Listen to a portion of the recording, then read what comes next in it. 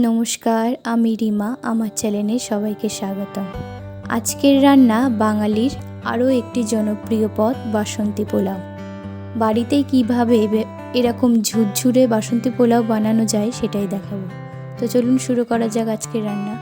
বাসন্তী পোলাও বানানোর জন্য প্রথমে আমি এখানে গোবিন্দভোগ চাল নিয়েছি 300 গ্রাম। চালটাকে প্রথমে ভালো করে ধুয়ে নেব। ভালো করে ধুয়ে চালটাকে ঝরিয়ে নেব।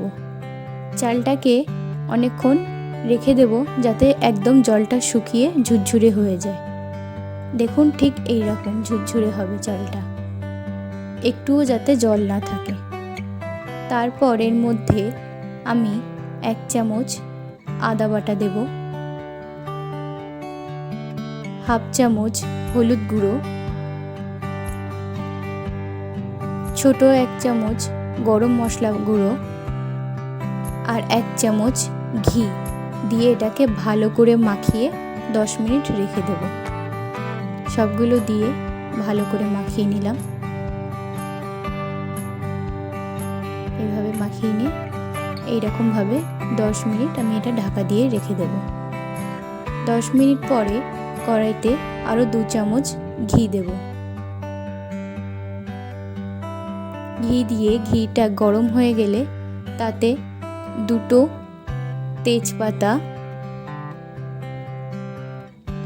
2টো দারচিনি, 2টো এলাচ আর 4টে লবঙ্গ দিয়ে এটাকে ভালো করে গরম করব।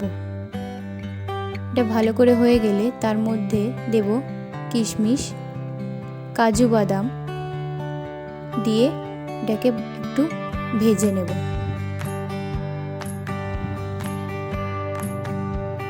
কিশমিশ কাজু বাদামটা ভাজা হয়ে গেছে এখানে। এবার আমরা মাখিয়ে রাখা চালগুলো এতে দিয়ে দেব।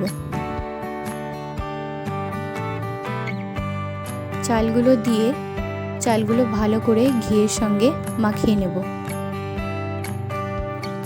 এরপরে এর মেন প্রসেসটা শুরু হবে, জল দেওয়া।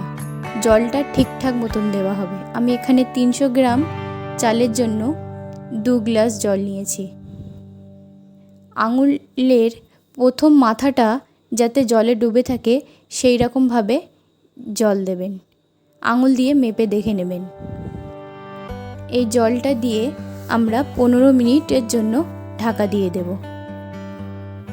তার মাঝখানে স্বাদ অনুযায়ী একটু লবণ দিয়ে নেব। দিয়ে এটাকে ভালো করে মিশিয়ে নিয়ে এবার ঢাকাটা দিয়ে দেব।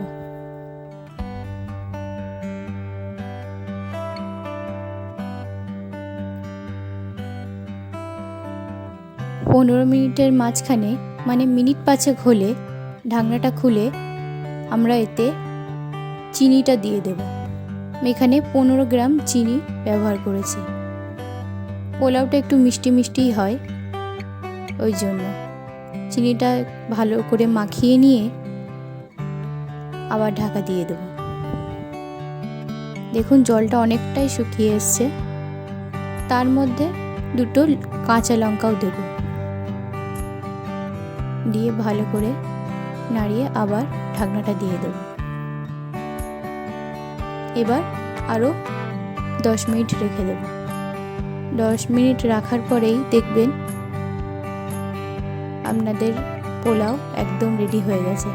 গ্যাসের জোরটা একদম মিডিয়াম রাখবেন, হাইতে দেবেন না। দেখুন কি সুন্দর ঝুরঝুরে পোলাও তৈরি হয়েছে।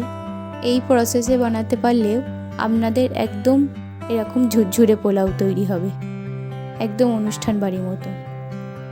পোলাও আপনি কষা আলুর দম, চিকেন কষা, মটন কষা যে কোনো জিনিসের সাথে খেতে পারেন, কিংবা শুধু শুধুও খুব ভালো লাগে মিষ্টি মিষ্টি পোলাও। তো আশা করছি আজকের রান্নাটা আপনাদের সবাই পছন্দ হয়েছে। যদি রান্নাটা পছন্দ হয়ে থাকে তো ভিডিওটিকে একটি লাইক করে দেবেন আর চ্যানেলটিকে সাবস্ক্রাইব করে দেবেন। দেখা হবে খুব শিগগিরই পরে একটা ভিডিওতে।